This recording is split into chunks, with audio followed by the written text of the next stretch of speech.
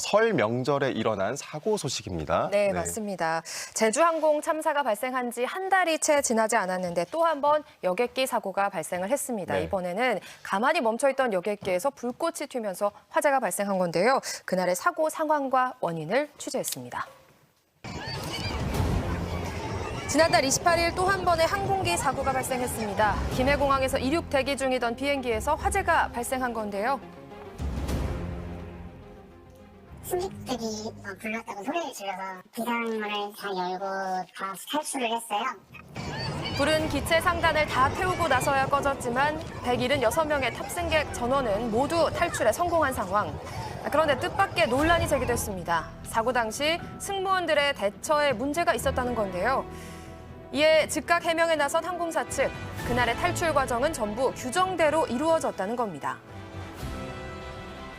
하지만 연이은 항공기 사고로 불안에 떨고 있는 이용객들.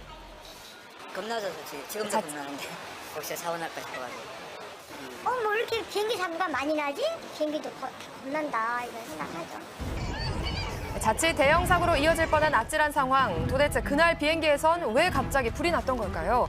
사고를 조사 중인 국토부를 통해 화재 원인에 대해 물었습니다. 리튬 배터리로 인한 화재 사고 심의에서 검토를 하고 있어요. 리튬 배터리가 화재 원인으로 추정된다는 건데요. 실제로 작년에도 비슷한 사고가 있었습니다. 본인이 소지하신 보조 배터리에서 연기가 나서 바로 진압을 한 상태였습니다.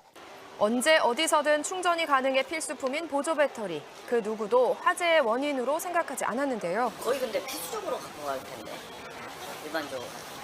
설마 그렇게 배터리로 해서 불이 날 거라고는 생각 못하죠.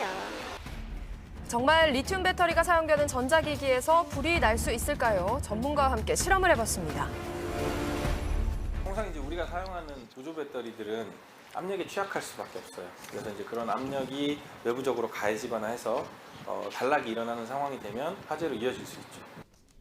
먼저 여행용 캐리어를 이용해 보조 배터리를 압착해봤습니다. 하지만 보조 배터리에선 아무런 변화가 없는 상황. 예, 그러네요. 자, 이번에는 가방에 넣고 한 번에 올리는 걸 한번 볼게요. 이렇게 보조 배터리를 가방에 넣은 뒤 물리적 충격을 가해봤지만 불은 나지 않았습니다. 자, 그러면 어떤 상황에서 화재가 발생할 수 있는 걸까요? 충격이 세야 되나요? 압력으로 인해서 화재가 일어난다는 거는 충격이 가해졌을 때는 화재로 이어질 가능성은 있죠. 실제로 배터리에 일정한 압력을 가하자 엄청난 폭발이 발생하는 모습을 확인할 수 있었습니다. 통상 이제 새 배터리보다는 오래된 배터리에서 그런 게 일어날 가능성이 아무래도 크죠. 특히 오래된 보조 배터리는 폭탄이 될 수도 있다는 겁니다. 시간이 지나면 지날수록 덴트라이트라는 특정 물질이 점점 커져서 결국 분리막을 파괴시키고 음극과 양극이 만나서 화재를 발생시키는 건데요. 실제로 실험을 해보니 곧바로 연기가 올라오다가 이내 심하게 불이 납니다. 그렇다면 기내 보조 배터리 화재를 막을 방법은 무엇일까요? 이런 부분들을 좀 더 규정화하고 우리 승객분들도 좀 사전에 숙지를 하셔서 그런 안전 조치를 하는 것이 중요할 것 같습니다. 더 이상 같은 사고가 발생하지 않도록 재발 방지 대책이 필요해 보입니다.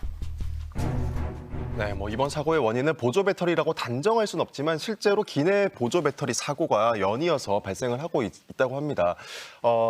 네, 맞습니다. 네네. 보조 배터리는 항공 위험물로 분류가 돼 있기 때문에 승객이 기내에 가지고 들어가도록 되어 있죠. 예. 하지만 이 경우에 승객의 화상이나 난기류 같은 위험에도 놓일 수 있어서 전문가들은 더 확실한 대책이 필요하다고 지적을 합니다. 네, 유난히 항공 사고가 잦은 요즘인데요. 비행기 공포증까지 확산되고 있는 상황입니다. 자, 다음은 뜨거운 연예계